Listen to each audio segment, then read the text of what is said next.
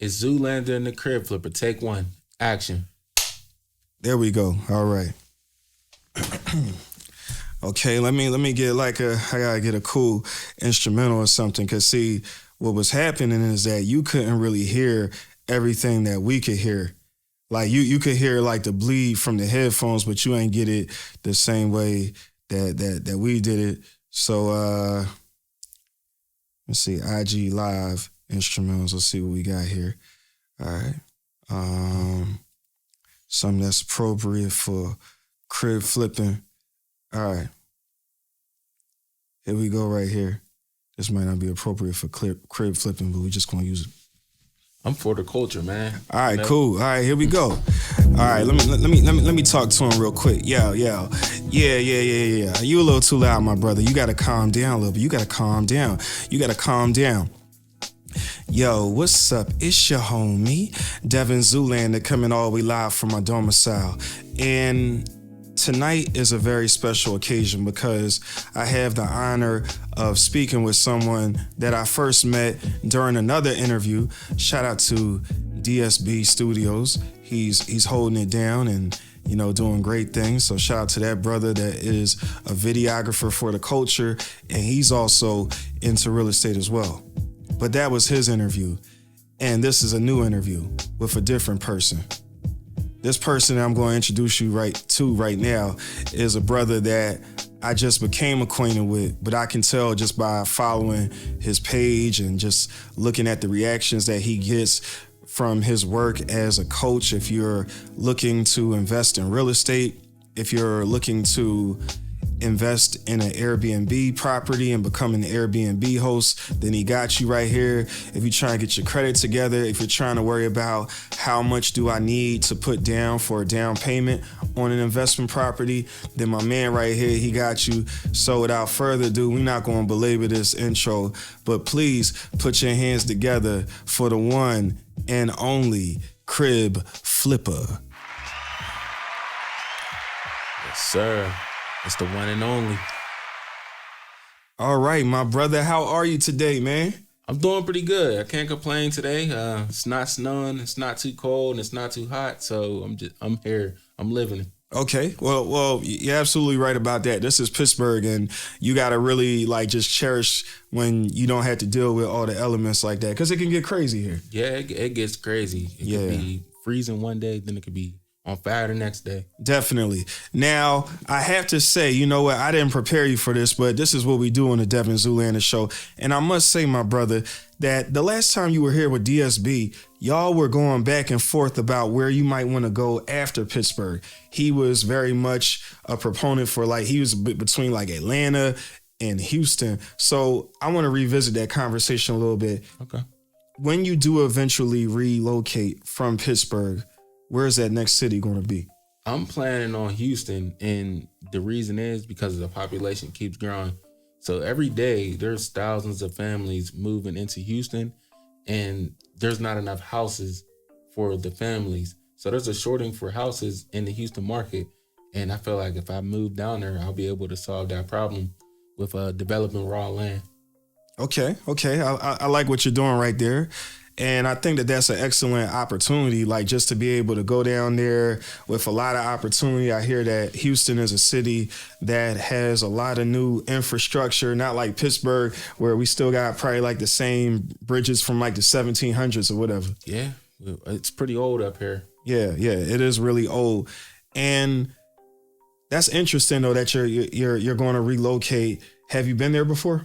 Yeah, I go down there about 2 times a year. Okay. And it's usually just a network. I go down there to talk to people.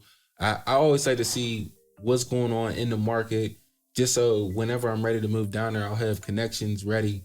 And I just build my connections up daily through Instagram, through phone calls. And I just like to network and talk to people. So whenever I do move down there, I'll be able to get active right away. So, all right, let's get this started, man. First of all, where are you from? Where did you grow up? So I actually grew up on the east side of Pittsburgh. I grew up in Larimer, East Liberty, Wilkinsburg, Homewood, and then I eventually ended up in Penn Hills for a little bit. Stayed with my grandma, and from there I moved back to the city. Okay. Yeah. So the majority of my time I grew up in the city, just on the east side of Pittsburgh. And that's how I'm able to know a lot of people in the city. I went to about 4 different high schools. Oderdice, Westinghouse, Shinley, and the Academy. Wow. That's crazy. Yeah. Why'd you go to so many schools? I was getting kicked out of schools. It just didn't work for me. I just couldn't stay in school for some reason. So I wasn't always, on the straight and narrow path. I grew up pretty, I wouldn't say bad. I would just say I grew up misunderstood. So a lot of times I didn't have an answer to what I was looking for. And I always would deviate to figure out whatever I was looking for. And it always put me in bad situations. Well, I appreciate you being open about that, man, because I think sometimes we just want to act like we on Facebook and we just going to only highlight like the really positive things and not talk about the reality of what you had to go through in order to get to where you are today. So you went to a bunch of different high schools. You graduated from? I ended up graduating from the Academy. The Academy, okay. And where did life take you after graduation? So after graduation, I graduated. I was still 17, so I was pretty young at the time. And I didn't know what I wanted to do. I thought I wanted to go to school. I thought I wanted to play football. But I ended up going to CCAC. And at that time, I found out I had a kid on the way. And I wasn't prepared. Still 17 at the time. And from there, it really forced my hand to drop out of school to find alternative ways to make money. And I kind of prioritized the streets more than I prioritized school and anything else. And from 17 to about 22, 23, I was in jail. In and out. And when I finally came home, that's when I kind of was like, I think I should do the right thing. I'm tired of going in and out of jail. I ended up not actually having a kid, miscarriage, unfortunately. Sorry. But it kind of humbled me when I came home because I always had a little brother that I took care of since he was born. And I'm like, man, I never spent that much time away from my little brother and my family. And I just was like, I think I'm going to try to do the right thing. And ever since then, I just been pushing positivity. I started working at a burger spot when I got out of jail. And a lot of people don't see that side of my story, but I do. I promote it. I put it on YouTube, but it's not one of the focus points. It's just one of those things that people know. If you know me, you know what I've been through to get there. But the people that don't know me, they might look at my Instagram like, oh man, he has it easy. He does the real estate. Right. And he's got handed a silver spoon. But you got your online course. You have a client base that you've built up. You have people that swear by you, that really, you have testimonies of people that can say, yo, CRIB FLIPPA, he helped me with this. I didn't know where I was going, but he helped me, and good looking out. But people, they only see like the meal after it's already been prepared, but they don't see what you went through in the kitchen to get to that meal. Yeah, a lot of people don't see that preparation of what it took to become the CRIB flipper. They just see the CRIB flipper as, oh man, he got it made and he's doing real estate, he's doing this. But it's been years in the making. Like me and DSB, we been going back and forth for about 4 or 5 years to get some of these projects in motion. It's like such as like the Airbnb, some of these flips. And people look and they're like, oh man, they're doing Airbnb. That's what I want to do. But they don't see the 4 years of planning that it took and the 4 years of courage building for us to actually start investing our hard-earned money into Airbnbs. Because, money, once it's spent, it doesn't come back unless you earn it. So it took us a lot to really like put our trust into Airbnb. And since we launched, it just went crazy.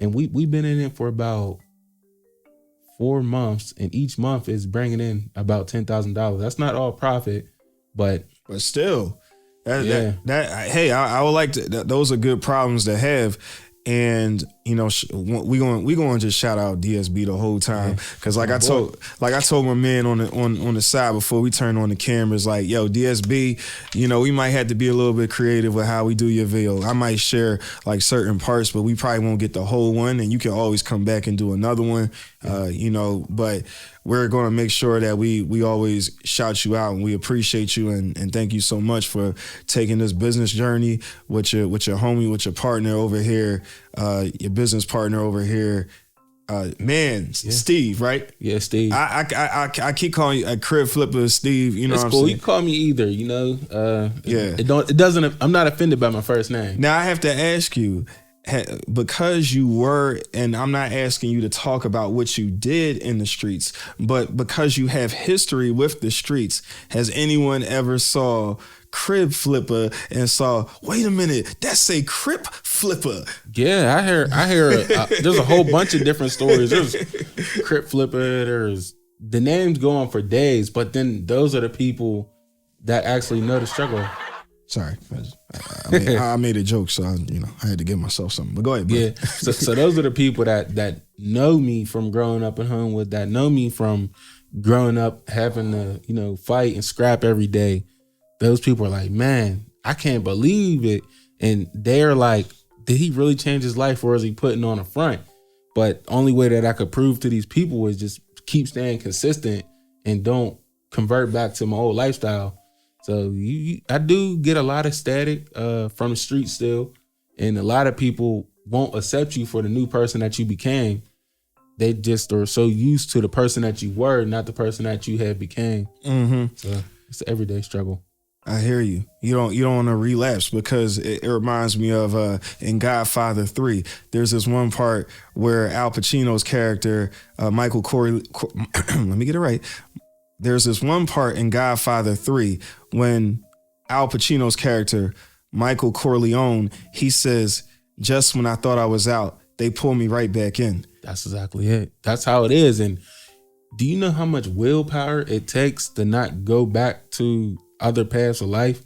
Especially like when you got family, you got friends, you got people that are really like close to you that are still in it. You have to separate yourself from the streets, and it's going to take a lot of, like, I don't know how to say it, but it's going to take a lot of self-discipline and a lot of no's, a lot of, I don't want to go clubbing, I don't want to chill. There's not much chilling that you could do when you're trying to get to the top, especially in a small city. So a lot of the chilling, a lot of the fun days, a lot of the let's go kick it days, you got to cut all that out. You got to cut anyone out of your life that's not moving how you're moving.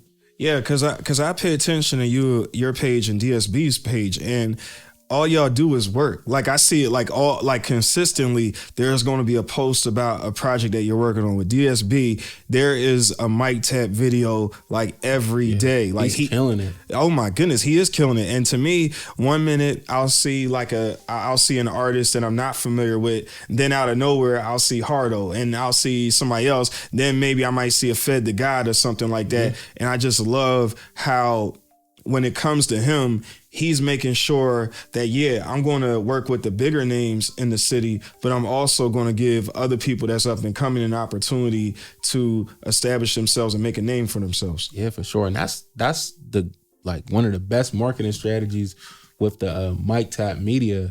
I feel like that's his thing right there. You know, a lot of people don't have that thing that separates them from other producers, other videographers, or anybody. But I feel like that mic tap media is what separates him from everyone else in the city. And please, I hope no one tries to copy it, because a lot of people follow what we do and they try to imitate it. Instead of working with us to get to the next level, they'll try to imitate it, do it themselves. And people realize they know who's legitimate and they know who's not. You know what that reminds me of? I think, you know how when you watch movies and you have like the sensei and then you have the student? Yeah. And what it reminds me of is how the sensei, when the student starts to get a little bit bold and feel like, you know what, I don't really need the sensei anymore. And the sensei will come back and say, well, I taught you everything you know. I haven't taught you everything I know. Exactly. So yeah, that's what I'm thinking about with y'all too. That's exactly how it is. And that's like in 48 laws of power. One of the laws is they say never outshine the master. And when you do that, it creates turmoil. And I feel like a lot of people in our city, instead of working together, they'll rather do it themselves, they'll rather fail, and they'll rather imitate people that are doing it instead of, reaching out, say, hey man, I like what you're doing. Let's see how we could work together and put all the pride to the side to push everyone to the next level instead of people trying to do it themselves. And we're back. Devin Zoolander sitting here with the one and only Steve, a.k.a. the CRIB FLIPPA, coming all the way from the east side of Pittsburgh. We're not even going to name specific neighborhoods. We just know that you rep the east side. You cool with people on the east side. You cool with everybody, but the east side in particular. East side is where it's at. The east side is what made me, gave me the character. It's made me who I am today. From all the goods and the bad from the east side. So, we go into detail. Okay, but I'm gonna let you take the floor. You're gonna let me take the floor. I appreciate that, man. Yeah. It's always nice on your own show when somebody can recognize, like, dog, this is your shit right here. You got this. You got it.